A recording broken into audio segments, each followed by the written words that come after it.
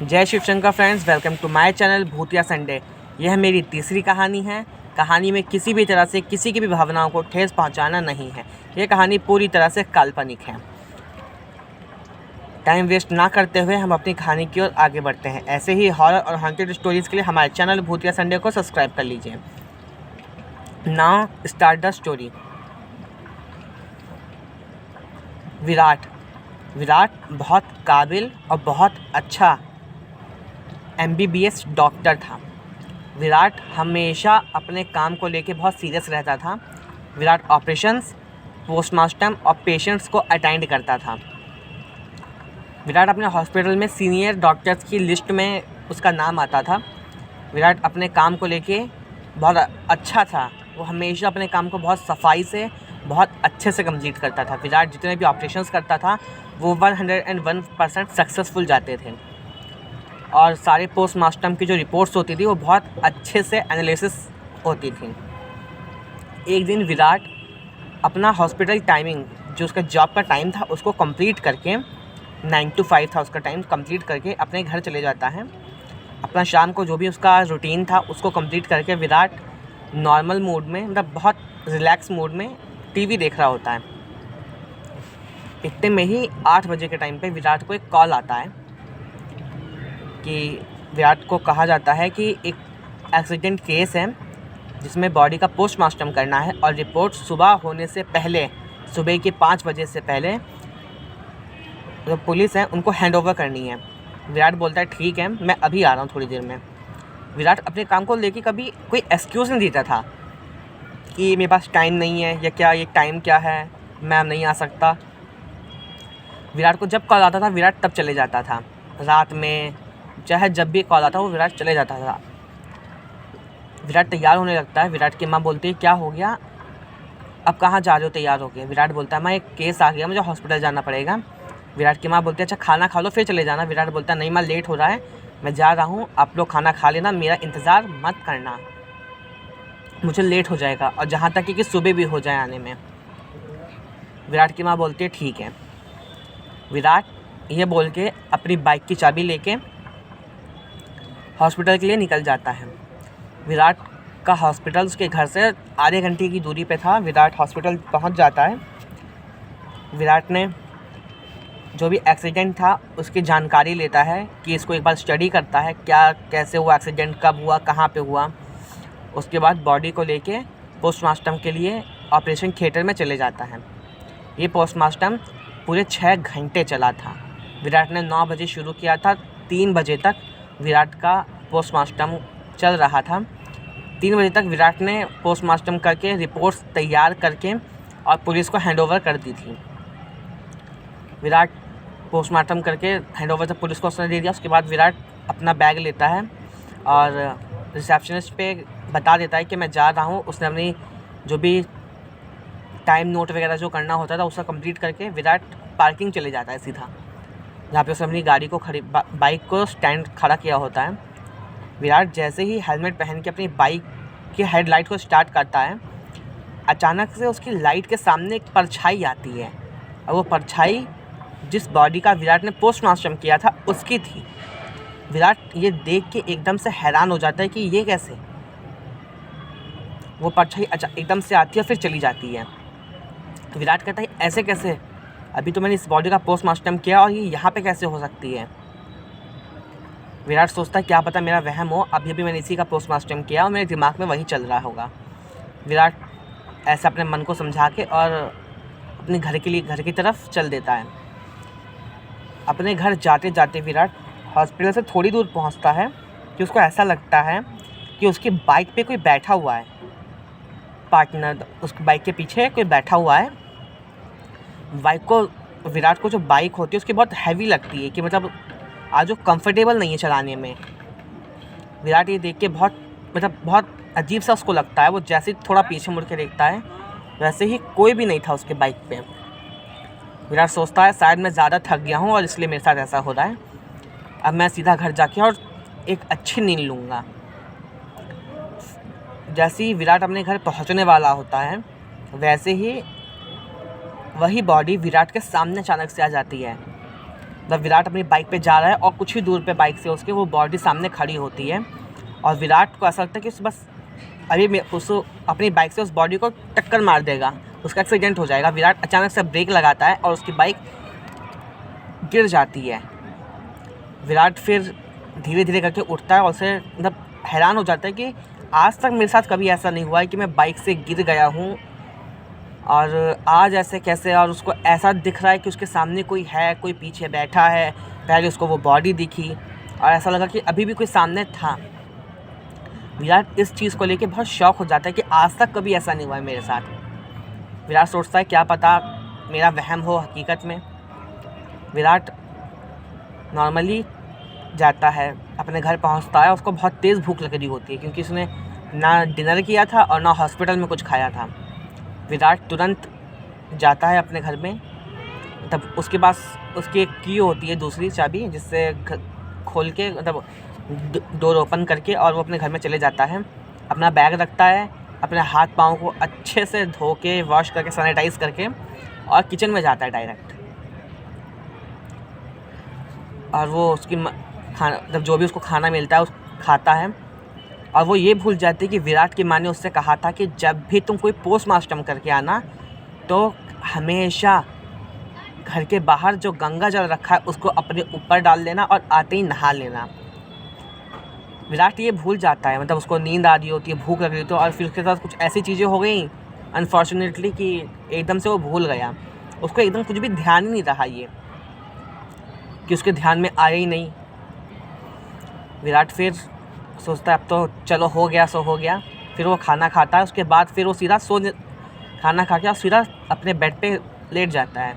वो नहाता नहीं है फिर, अब वो सोते रहता है। उसको सपना आता हैगा, मतलब उसके एक ड्रीम ऐसा आता है कि जिस बॉडी का उसने पोस्टमार्टम किया था वही बॉडी उसका पोस्टमार्टम कर रही है।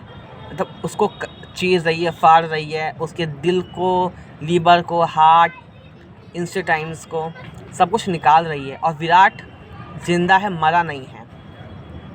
मतलब ये देख के विराट एकदम शॉक हो जाता है और बहुत तेज़ चौंक के उठ जाता है। मतलब ये कैसे सपना था मेरा। विराट इस चीज़ को नज़रअंदाज नहीं कर सकता था।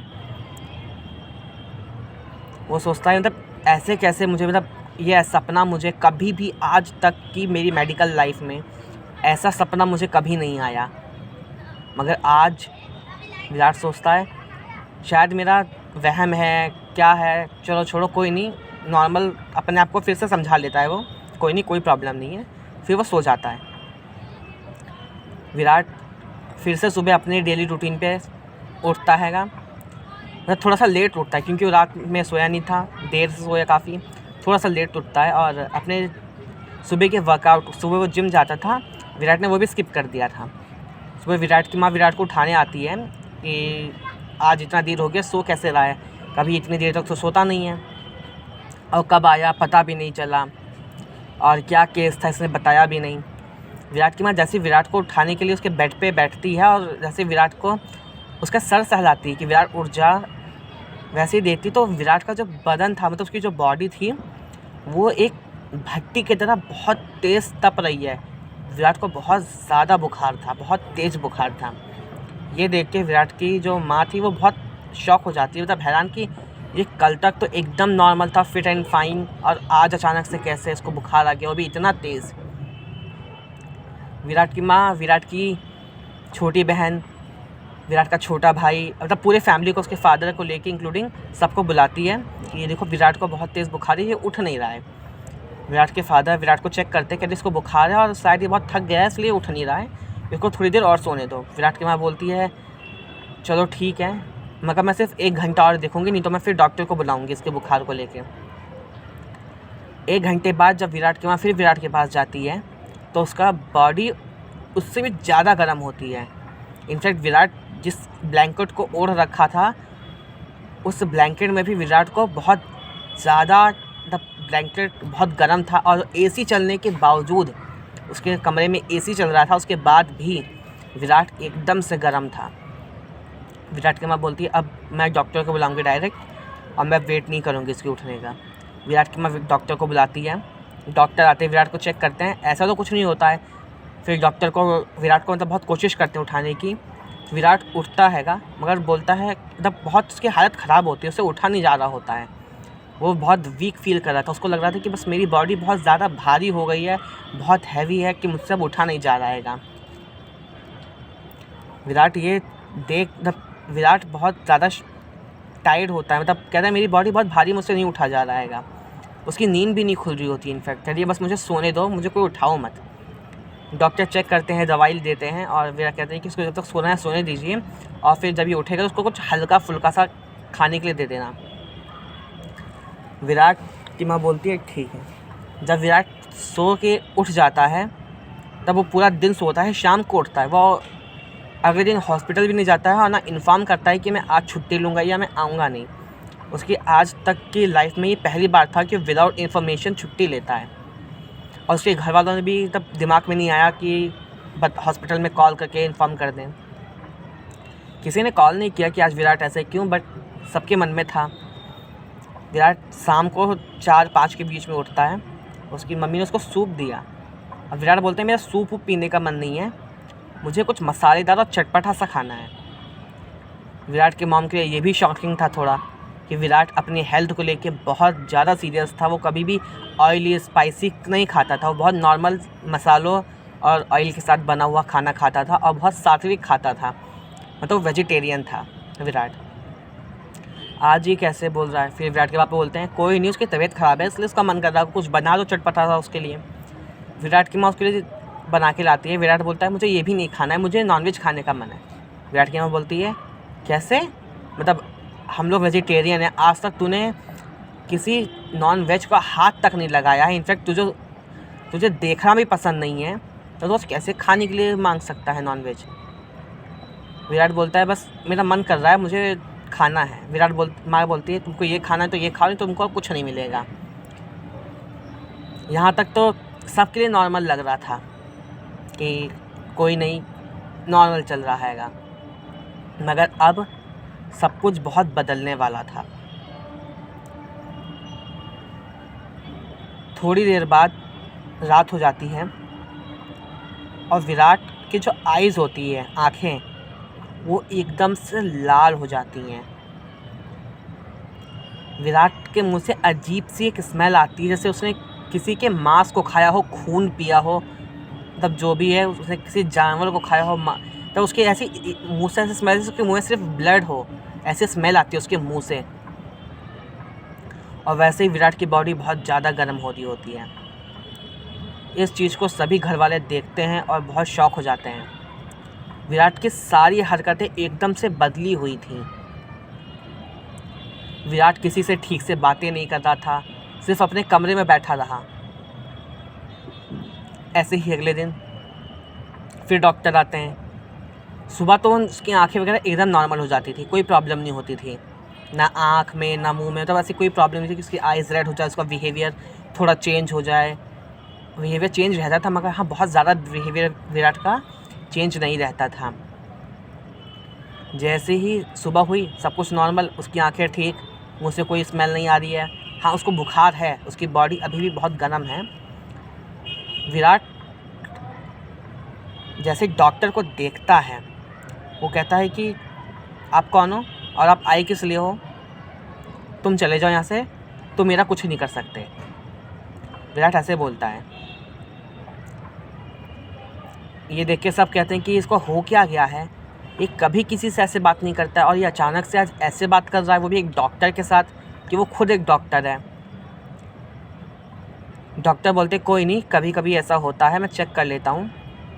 डॉक्टर को कोई प्रॉब्लम नज़र नहीं आ रही थी कि विराट को हुआ क्या है, ना मेंटली ना फिज़िकली, बस वो बहुत अजीब सा बिहेव कर रहा था। दिन में तो कहता मुझे बहुत थकान लग रही है, मतलब उससे उठा नहीं जा रहा है, उसे सिर्फ लेटने का मन कर रहा है, उसे बैठा भी नहीं जा रहा है। और रात में बहुत एनर्जेटिक हो जाता था, सिर्फ अपने कमरे में बैठा रहता, पूरे कमरे में राउंड राउंड गोल गोल गोल गोल घूमता रहता, कभी कूदता। उसकी आंखें एकदम से लाल हो जाती, उसके मुंह से स्मेल आती, अपने पास जल्दी वो किसी को रुकने नहीं देता। ऐसे ही 2-3 दिन चला।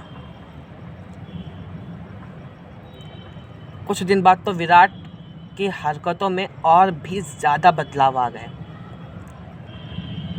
विराट के घर के पड़ोस में, नेबर में एक बूढ़ी लेडी रहती थी और वो अपने फैमिली के साथ रहती थी। उन्होंने कुछ बिल्लियाँ पाल रखी थी, कैट्स कई सारी थी। मतलब एक कैट थी, उसने अपने बेबीज़ दिए, काफ़ी सारे थे।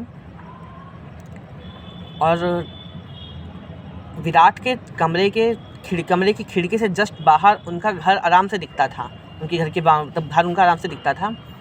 और विराट को नॉनवेज नहीं मिल रहा था खाने के लिए। तब उसकी फैमिली वाले उसको अलाउड नहीं कर रहे थे, घर से बाहर नहीं जाने दे रहे थे, सिर्फ वो अपने कमरे में रह रहा था। उसको वो बिल्ली दिखती है और विराट अपने कमरे की खिड़की से कूद के, उसका जो कमरा होता है वो फर्स्ट फ्लोर पे होता है, फर्स्ट फ्लोर की खिड़की से नीचे कूद के उनके घर की बाउंड्री से, मतलब दीवार फांद के उनके घर में जाके उनकी 2 बिल्लियों को उठा के लेके आ जाता है अपने कमरे में। और वो इतनी जल्दी इस काम को करता है कि किसी को भनक भी नहीं लगती कि विराट कब बाहर गया, कब उनके घर में गया, कब बिल्लियों को लेके अपने कमरे में आ गया। और विराट उनकी बिल्लियों को नोच के खा जाता है। बचती है सिर्फ बिल्लियों के बाल और खाल, जो विराट अपने बेड के नीचे छुपा देता है। अभी इस चीज़ का किसी को पता नहीं है। उनके नेबर को भी लगता है कि बिल्ली हाँ किसी के घर चली गई होंगी या बाहर चली गई होंगी, वो भी थोड़ी देर में आ जाएंगी। अभी विराट सब कुछ नॉर्मल था, किसी को कुछ नहीं हो रहा था। विराट की माँ आती है विराट के रूम को साफ़ करने के लिए, बोलती है विराट तू थोड़ी देर के लिए बाहर जा, मैं अब तेरे रूम को साफ़ करूँगी और मैं नहीं चाहती कि तू यहाँ पर रहे और मुझे डिस्टर्ब करे काम करने में। विराट को एकदम कहती बस तुम चले जा कमरे से बाहर। विराट एकदम से गुस्सा होके और बाहर चले जाता है और जाके एक कोने में चुपचाप बैठ जाता है फर्श पर। विराट की माँ जब उसका बेड ठीक करती हैं तो उसको बेड के ऊपर खून के निशान, धब्बे, मतलब खून मिलता है बेड के बीचों बीच, जस्ट सेंटर में। कहती है खून और बेड पे। विराट को तो कहीं चोट भी नहीं लगी है जो कहीं खून वगैरह हो। विराट की माँ एकदम से देख के हैरान हो जाती है। फिर उसने चादर को उठा के साइड में करती है और फिर पूरे घर में झाड़ू लगाने लगती है विराट की माँ। और जैसे बेड के नीचे से झाड़ू डालती हैं वैसे ही उनको लगता है कि कुछ है, और जैसे ही वो खींच के तब सब कुछ बाहर करती हैं तो देखती हैं बिल्लियों के खाल और उनके बाल। ये देख के विराट की माँ एकदम से चिल्लाती हैं, क्योंकि वो कभी कुछ ऐसा देखी नहीं थी, क्योंकि लोग वेजिटेरियन थे, ना उनके घर में कभी नॉनवेज आया, ना कोई उन्होंने बिल्ली पाल रखी थी। अचानक से कैसे, अभी बिल्लियों के बाल और खाल, बाल भी छोड़ो खाल थे। विराट की माँ एकदम ये देख के शॉक हो जाती हैं और फिर तब एकदम से हैरान होकर चिल्लाती हैं। और विराट के जो फादर होते हैं वो तुरंत कमरे में आते हैं कि क्या हुआ, बोलते ये देखो। फिर बोलते हैं विराट के फादर मेरा शक सही था। विराट के जो फादर थे उन्होंने कहा कि मेरा शक सही था, मुझे लग रहा था कि इसके साथ कुछ ना कुछ ज़रूर हुआ है। विराट की माँ बोलती क्या हुआ है, बोलते कि हमारा विराट नहीं, इसके ऊपर कोई अदृश्य शक्ति है, कोई बुरी शक्ति है जो ऐसा कर रही है। इसका बिहेवियर चेंज होना सब कुछ देख के सिम्टम्स यही था, मुझे शक था, मगर मैंने किसी को बोला नहीं क्योंकि मैं खुद श्योर नहीं था। विराट की माँ बोलती ऐसा कुछ नहीं होता है। विराट के फादर बोलते ऐसा होता है, शायद तुम भूल रही हो कि हमारे गांव में किसी के साथ ऐसा हो रखा था। विराट के जो फादर थे उन्होंने अपना एक लंबा टाइम गांव में बिताया था, जब वो वहीं पैदा हुए थे, तो इनको इन सब चीज़ों पे काफ़ी बिलीव था, यकीन था। विराट की माँ बोलती है शायद आप सही बोल रहे हैं, अब हम क्या करें। विराट के फादर ने बोला मैं एक बाबा को जानता हूँ जो इन सब चीज़ों में एक्सपर्ट हैं। विराट को चुपचाप कुछ बताते नहीं हैं, चुपचाप कमरे में बैठा देते हैं। वो लोग बाबा के पास जाते हैं, बाबा बताते हैं कि हाँ विराट ने एक ऑपरेशन की पोस्टमार्टम किया था इस दिन इस टाइम में, और वो जो बॉडी थी वो एक काला जादू करने वाले इंसान की थी, जिसकी आत्मा बहुत ज़्यादा शक्तिशाली है। वो शैतान को अपना गॉड यानी कि भगवान ईश्वर मानती थी, और वो बहुत शक्तिशाली आत्मा है, इसलिए वो ऐसा कर रही है। और इससे विराट को बचाना थोड़ा मुश्किल है। वो लोग बोलते बाबा प्लीज़ आप कुछ भी कीजिए और विराट को ठीक कर दीजिए। बोलते ठीक है, अगली पूर्णिमा की रात को जो 3 दिन बाद है, मैं उस दिन विराट के अंदर से उस आत्मा को निकालने की पूरी कोशिश करूँगा। आपको 3 दिन तक विराट के पास एक दिया जला के रखना है, जो हनुमान जी के नाम का आप जलाओगे, और एक दिया जलाओगे आप 10 महाविद्याओं में से माता भैरवी के नाम का। भैरवी, हनुमान जी के आगे भूत पिशाच निकट नहीं आवे, और भैरवी माता 10 महाविद्याओं में से एक भैरवी माता हैं। चुड़ैल भूत पिशाच की बाधाओं को ख़त्म करने के लिए, रोकने के लिए माँ भैरवी की साधना करी जाती है। बताते हैं कि ऐसा है। और आप 2 दिए जलाओगे और 3 दिन तक इस दिए को जलने देना विराट के रूम में, ताकि हनुमान जी के और माँ भैरवी की शक्तियों से वो चुड़ैल विराट को कुछ ना नुकसान पहुंचा पाए। 3 दिन तक दिया जलता है, पूर्णिमा आती है। उसके बाद बाबा आते हैं, विराट कुछ हवन करते हैं, पूजा कर जो भी उनको करना होता है वो सब कंप्लीट करते हैं, और उस आत्मा को बोलते हैं विराट का शरीर छोड़ के चली जाओ और वापस विराट के शरीर में कभी मत आना। इस चीज़ को करते हुए बहुत सारी प्रॉब्लम्स आती हैं, मतलब जो भी उन्होंने झाड़ा फूका जो भी किया, इस चीज़ को करने में बहुत सारी प्रॉब्लम्स आती हैं, मगर सबको क्रॉस करते करते विराट के मदर और फादर ने और जो बाबा थे उन्होंने विराट की जान बचा लेते हैं, और उस चुड़ैल से विराट को मुक्ति मिल जाती है। हनुमान जी का और माँ भैरवी का वो लोग धन्यवाद करते हैं कि आपने हमारी रक्षा करी, उसके लिए बहुत बहुत धन्यवाद। यहीं पे हमारी आज की कहानी ख़त्म होती है। हम आपसे आगे मिलेंगे अपनी नई कहानी के साथ, और आपको कहानी कैसी लगी कमेंट्स में ज़रूर बताइएगा। बाय।